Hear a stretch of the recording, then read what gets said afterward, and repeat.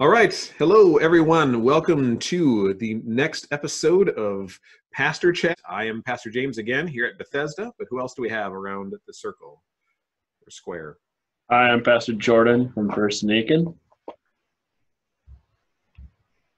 Pastor Reggie from First Naken. Kate. And Pastor Kate from Faith Lutheran in Isle.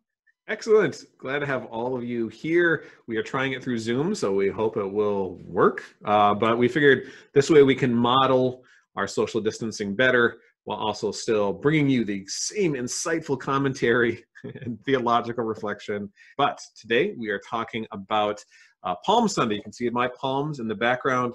This coming Sunday is Palm Sunday, and so we have some readings for Palm Sunday. Yeah, so maybe that's even just the first thing to talk about is just what readings you use in this combination, perhaps, of the day of Palm and Passion. I know that's not exactly Bible study itself, but it's certainly part of the consideration for a lot of pastors on this day, which can be a very text-heavy day. There's a lot of people that still remember the days when it was only Palm Sunday. And that was the only text for the day. Well, there were other readings for it, but that was the only gospel for the day. I wonder, you young pastors, do any of you remember a day when it was only Palm Sunday? I grew up with that, so the whole Passion text, that was really new to me in seminary. Ditto. It still feels weird, why do we do this? Because we're doing Thursday and Friday.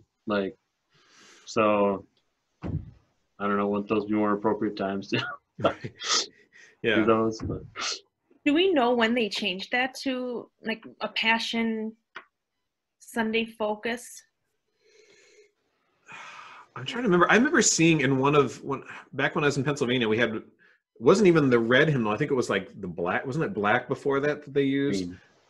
Or green, I don't know, but there was green, and then there was another red, and then I think there was one before that. Anyway, there was an old hymnal, and they had it in the schedule, like a separate Palm and Passion Sunday, but really? But maybe the green had it separated out as well. I can't remember, but certainly, yeah. I mean, I don't know. I always kind of go back and forth on it because, on one hand, you do see there is that kind of nice movement, but yet it's a lot of movement for one day, and a lot of reading. And so and then there's a sermon sometimes, so yeah, exactly.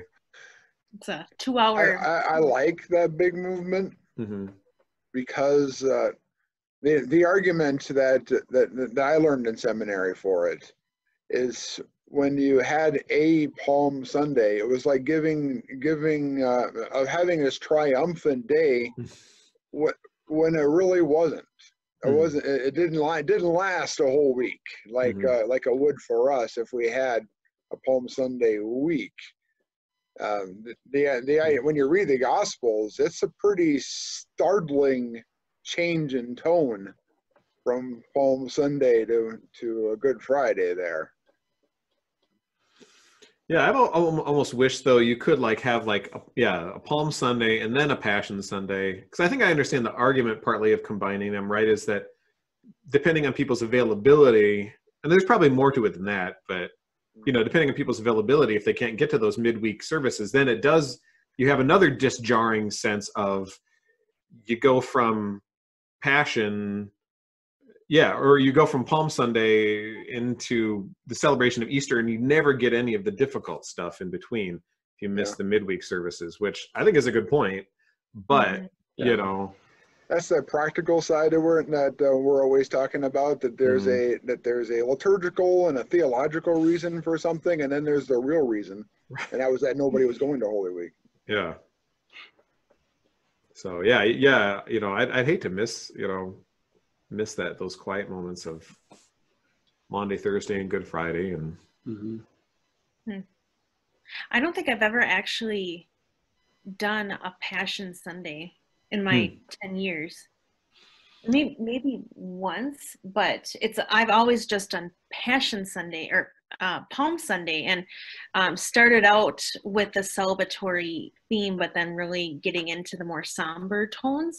So I kind of would do a little bit of a mix, but I had small congregations that they basically all went to every service, so it wasn't an issue. It's probably just for you, Kate, you know. Well, I am a draw. Big marquee over the church That's sign. why everyone in the aisle comes to Faith Lutheran Church. Yeah. Another one of the factors in it is that we have four accounts, and if you just do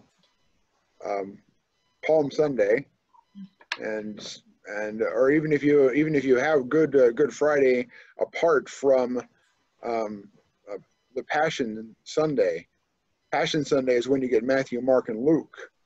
And Good Friday is the assigned text is John's version of it.